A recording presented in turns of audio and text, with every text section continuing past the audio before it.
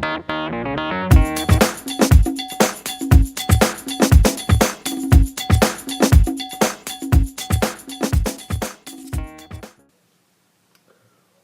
up, guys? Justin Morgan here, Carved Up Vegan Muscle, and this week I'm going to try to start something new. I want to start doing a Q&A video once a week, and today is Tuesday, so we'll see if that goes well.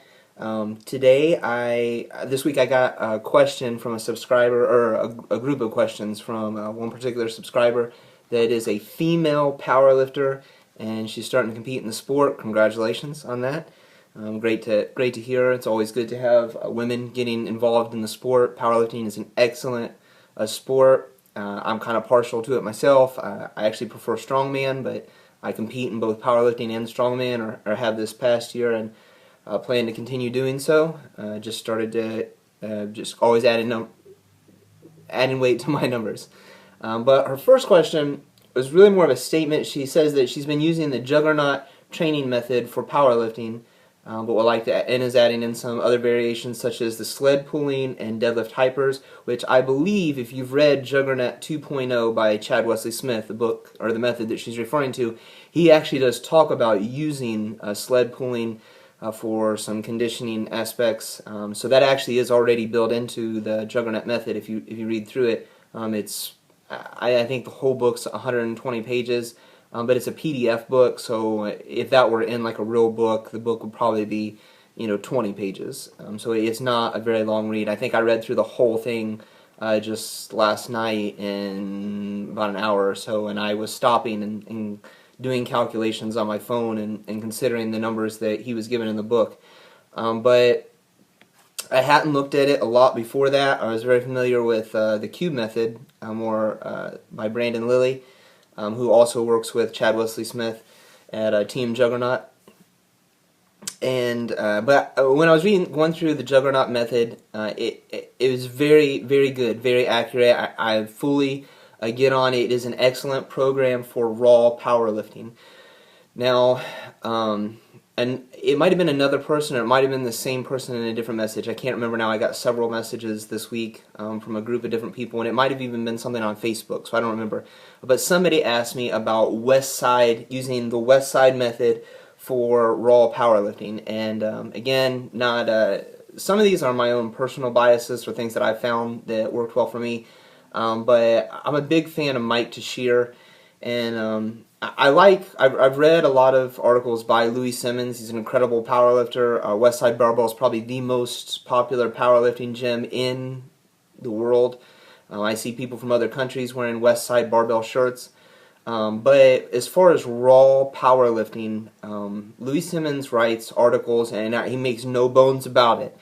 His information is for geared powerlifters. So if you are wearing a squat suit, which gives you a lot of boost out of the bottom of the hole. I've heard of guys adding hundreds and hundreds of pounds to their totals by wearing a squat suit, wearing a bench press suit. So if you guys have ever seen like the slingshot, I've actually used one before, but I don't generally use it regularly in my training. But it's like something you put it on your arms, and as you come down, it gives you a lot of boost. It shoots you out of the hole, so you can add a lot of weight as a result.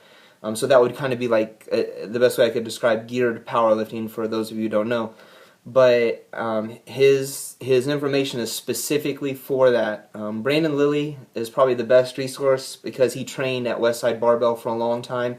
And what he found was that after several years of increasing his geared totals, he went back to try just raw lifting, and he was actually weaker at that point than when he had started. So I don't know that it's a wise... and he's spoken a lot. There are tons of guys that are geared lifters that are very strong, that have extremely great raw totals. So I don't want to say that either. I don't have any experience in geared lifting, so I would never put it down. But just looking at what other people have done, other professional powerlifters with great totals that are, in the upper echelon of lifters in the world, I would not say that the West Side method is ideal for someone that is competing in raw powerlifting. I would gravitate more towards programs and programming that is specifically geared towards raw powerlifters. like the Juggernaut method or the Cube method or even 531. I've followed it before and talked about the Mad Cow 5x5 or Bill Starr. Came from the book The Strong Shall Survive by Bill Starr. Great book. I'd recommend reading it. I learned some from it. But continuing on, next question was I fast intermittently 1 day per week to spike my HGH and testosterone levels really high, higher than is possible with regular eating and exercise. Quite interested in hormonal response of the body to exercise. Now, there is a great hormonal response to exercise specifically itself. Not to any special kind of training, just general activity and weightlifting will increase your overall testosterone levels. So that is good. I agree with that. And as a result of training, you will see muscular growth.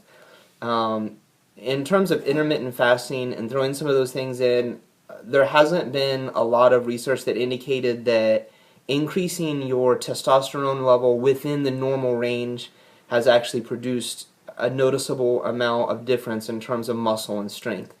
So I can't really get on board with that or say that's something. If you like doing that and you want to continue doing it, then what I would recommend doing is eating enough calories through the week that you make up for that day that you're missing or that you're fasting. So, but of course, if you're training, you're continuing to get stronger, then you're probably already doing that just with whatever you're normally doing.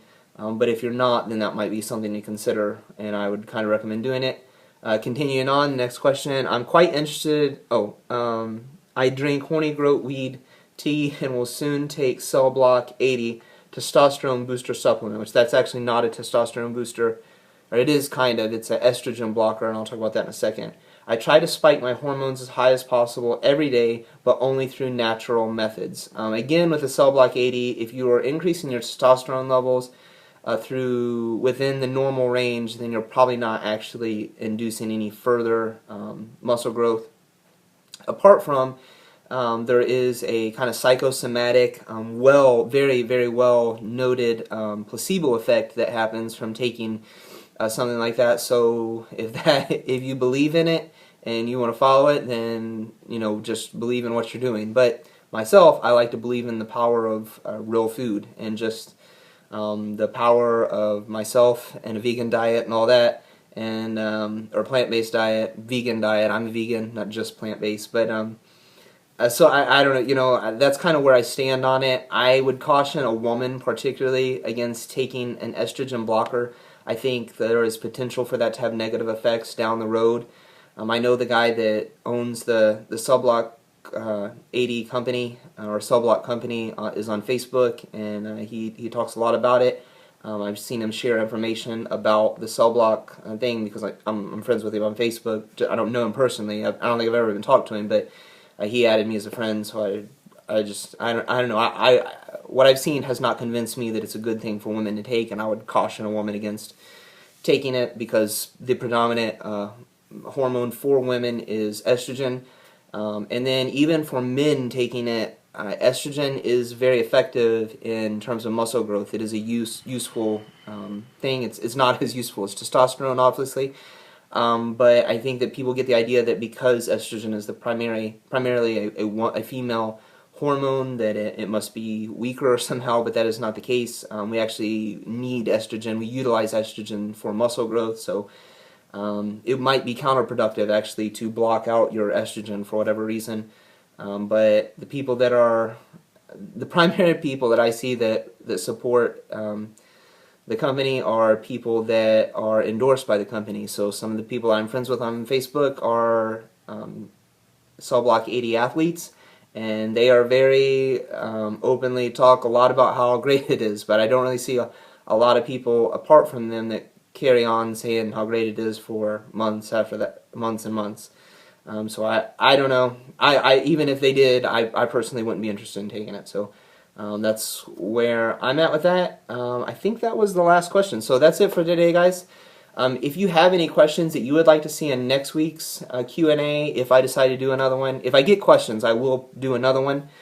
So I just look forward, I guess, to seeing. Leave your questions in the comment box below, and I will get back with you next week on that. Till then, like, subscribe the video, share with your friends if you found it beneficial, and I will talk to you guys next time. Take it easy.